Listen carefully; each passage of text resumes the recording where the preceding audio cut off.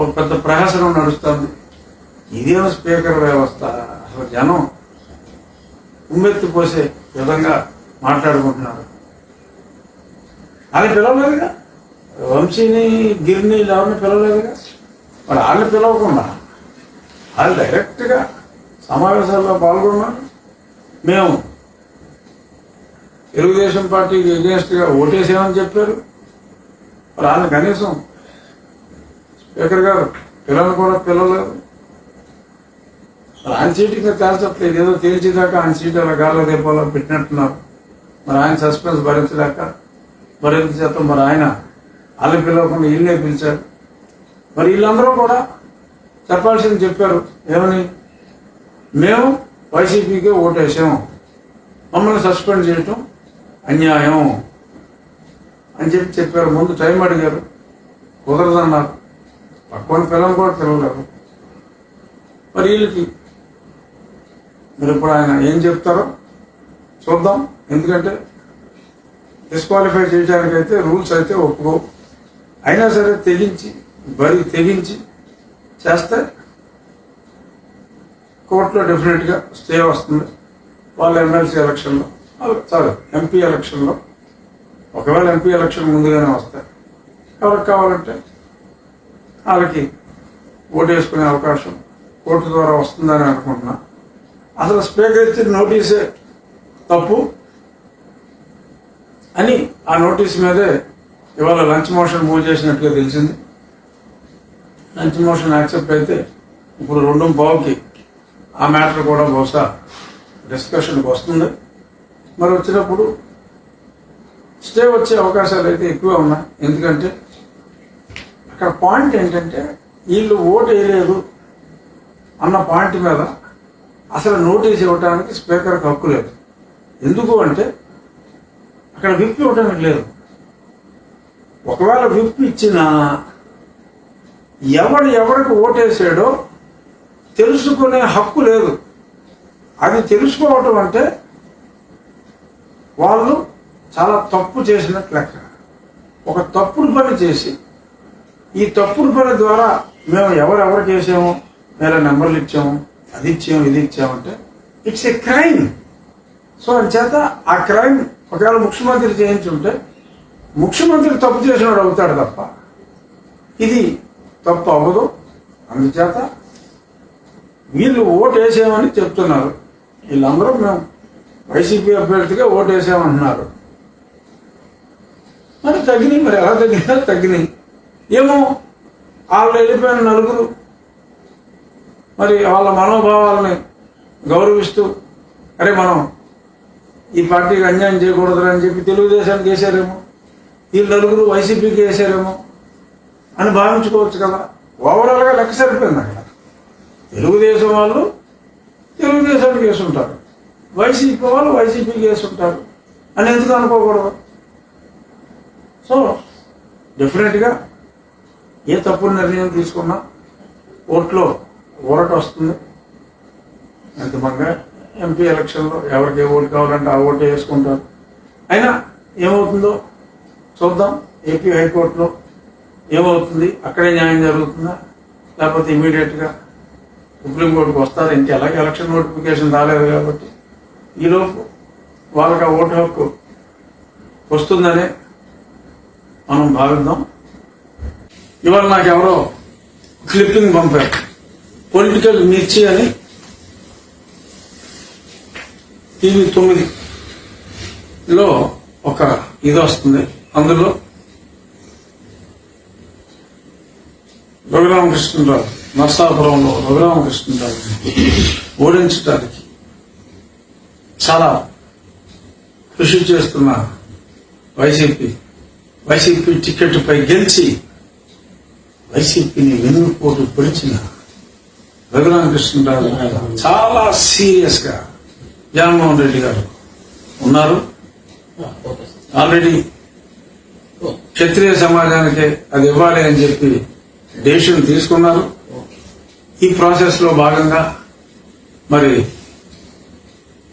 ఒక మహిళను ఎంపిక చేశారు. ఆ మహిళకు జర్నలిజంలో విపరీతమైన అనుభవం ఉంది. అని చెప్పి అన్నారు. సరే, ఎవరో ఆచూకీ చేస్తే ఆ సాక్షిలోనే పనిచేసిన అమ్మాయిగా చెప్పారు. సరే, ఇది ఎవరన్నది అప్రస్తుతం. కానీ అక్కడ వాడిన మాట ఏంటంటే, నేను ఈ పార్టీకి ఎన్నుపోటు పొడిచానంట. మొత్తం నాకేశారు కదా మీరు నన్ను నాకేసి లాకల పదం లాగేసి ఆ పదం నువ్వు ఎవరికి ఇస్తే ఆఖరి నిమిషంలో ఆడిని పార్టీని వదిలేసిపోతే ఎన్నుపోటు నేను పొడిచానంటారు. చెత్తమండ ఉంటుందా? నేను ఎన్నుపోటు పొడిచానా? నేను ప్రజాపక్షం వహించా. మీరు చేస్తున్న అన్యాయాల్ని ప్రజలకు గాంధేయ మార్గంలో ఇందాక చెప్పినట్టు ఎక్కడో దూరంగా కూర్చుని ఢిల్లీలో రాజ్యాన్ని చదించి అడవులు పాలైన గౌతమ బుద్ధుల్లా నేను నా కంపలో నేను కూర్చుని 3-4 కెమెరాలతో ప్రజలకి 4 మంచి మాటలు చెప్తే తీసుకెళ్లి నన్ను హింసించి వాళ్ళు నన్ను తీసుకెళ్లి కొట్టి హింసిస్తారా? చంపాలని చూస్తారా? నేను ఎన్నుపోటు పొడిచానంటారా? అంటే వీడు చెప్పాడంటే ఈ ఛానలోడు ఆ సదలోడు జూనియర్ సదలుగాడు ఉన్నారు కదా, 10 మంది పార్కు కళ్ళు పెట్టుకుంటాడు. ఆడ రాసిచ్చుంటాడు కదా ఈ స్క్రిప్ట్ కదా. జూనియర్, నేను మిమ్మల్ని పొడిచారా, మీరు నన్ను పొడిచారా? అదేదైనా వేసుకుంటే నీ ఛానల్లో వేసుకోరా చెత్తా. కొత్త రెప్యుటేషన్ టీవీలో ఎందుకు వేయించుకుంటాం? తప్పేది. ఆ టీవీ రెప్యుటేషన్ ఎందుకు బాడీ చేస్తావు? నువ్వు నన్ను ఎన్నుపోటు అనేది ఏ అమ్మాయిని పెట్టుకుంటే పెట్టుకో, నీ సన్నిహితురాలను పెట్టుకో, ఎవరినైనా పెట్టుకో, ఎన్ని బిల్డప్లైనా ఇచ్చుకో, గుణవతి, శీలవతి, మానవతి ఎన్ని డిజిగ్నేషన్ అయినా పెట్టుకో. అంతేగాని నా శీలను శంకించగరే సాక్షి. మీ శీలాలన్నీ బయట చెప్తాను. హలో, అలా శీలాలు చాలా ఉన్నాయి మన దగ్గర, అన్ని బయట చేస్తాను. ఖబర్దార్ నా ఒళ్ళు దగ్గర పెట్టుకుని మాట్లాడండి. వాళ్ళు ఒక వార్ రూమ్ పెట్టారట వైసీపీ వాళ్ళు. ఆ వార్ రూమ్ లో చంద్రబాబు నాయుడు గారు, నారా లోకేష్ గారు,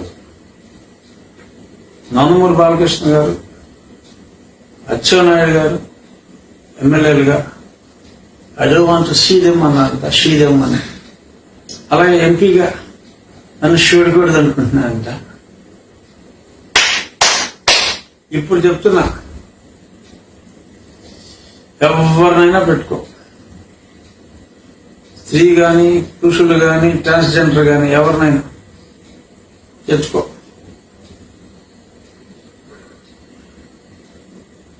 చూసుకున్నాం.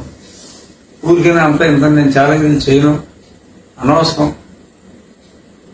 నాకు ప్రజలు ఉన్నారు.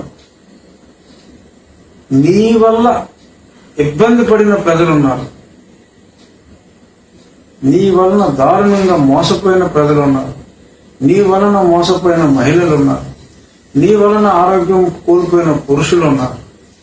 నీ వలన ఉద్యోగం రాని నిరుద్యోగులు ఉన్నారు. నీ వలన దెబ్బతిన్న ఉద్యోగులు ఉన్నారు. వీళ్ళందరూ చాలా నన్ను గెలిపించడానికి, నన్ను ఓడించడానికి నువ్వు ఎన్నైనా వేసుకో. నా ఇంటికి కూడా ఓడదు.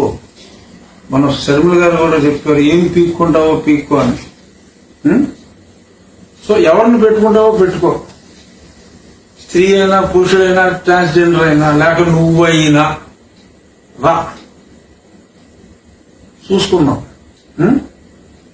ఊరికేనే టార్గెట్లు పెట్టేసి డబ్బులు ఇచ్చేస్తే ఎవరో ఓట్లేరమ్మా జగన్మోహన్ రెడ్డి. కుప్పంలో రాష్ట్రంలో కల్లా హైయెస్ట్ మెజార్టీ చంద్రబాబు నాయుడు గారితో వస్తుంది ఈసారి. సో అంచేత ఎన్ని 100 కోట్లు ఖర్చు పెట్టినా వాళ్ళు పార్క్ చేస్తారంటారు. ఈ 5 నియోజకవర్గాల్లో అసెంబ్లీకి అయితే 100 కోట్లు పార్క్ చేస్తున్నారని తెలిసింది నాకు. ఏమవుతుంది? ఈ వాలంటీర్లు తినేస్తారు. ఇంకోటి ఇది చెప్పి ముగిస్తా, వాలంటీర్లకి క్యాష్ అరేంజ్ చేస్తున్నారు ఎమ్మెల్యేల ద్వారా. వాళ్ళు వాలంటీర్ మహిళ అయితే డైరెక్ట్ గా బట్టలు, చీర, మగ వాలంటీర్ అయితే ఆడికి బట్టలు ఆడి పిల్లల్ని ఇచ్చారా శాలువ వేసి మీరు చేసిన సేవలకు మా సన్మానం అని చెప్పి వాళ్ళ సొంత ఖర్చులతో చేసినట్టుగా వీళ్ళు కొట్టేసిన డబ్బులతో సన్మానాలు చేస్తారట. రేపు పొద్దున చూస్తాం మనం, రాబోయే రోజుల్లో వస్తుంది. వాలంటీర్లకు వైసీపీ ఎమ్మెల్యే సత్కారం అది సాక్షి వేస్తారు. ప్రజాసేవకి 5,000 రూపాయలు ఇచ్చిన గౌరవ వేతనం కోసం తమ జీవితాన్ని ప్రజల కోసం అంకితం చేసిన ఆర్ఎన్టీ వెంకట్రావుకి ఇది, ఇంకో వాలంటీర్ సుబ్రహ్మణ్యానికి ఇది, వాలంటీర్ సుధాకర్కి ఇది సన్మానం అని చెప్పి ఈ రకంగా సన్మానాలు కూడా పెద్దలు చేయబోతున్నారట. ఏముంది, చేసుకోండి సన్మానాలు. మీరే చెప్పారు కదా వాళ్ళందరూ మా మనుషులే అని. సీఎం గారు కూడా చెప్పేశారు, వాలంటీర్లకు సన్మానం చేసుకోండి, మీరు డబ్బులు ఖర్చు పెట్టుకోండి, అసెంబ్లీకి 100 కోట్లు ఖర్చు పెట్టండి. ఎంత ఖర్చు పెట్టినా ప్రజల డబ్బు ప్రజల వద్దకు వెళ్తుంది. మీ ద్వారా ఎంతైనా ఖర్చు పెట్టుకోండి, మీకు ఓటు మటుకు ఎర్రవరే అని చెప్పి నేను సంశయంగా ఛాలెంజ్ చేసి చెప్తూ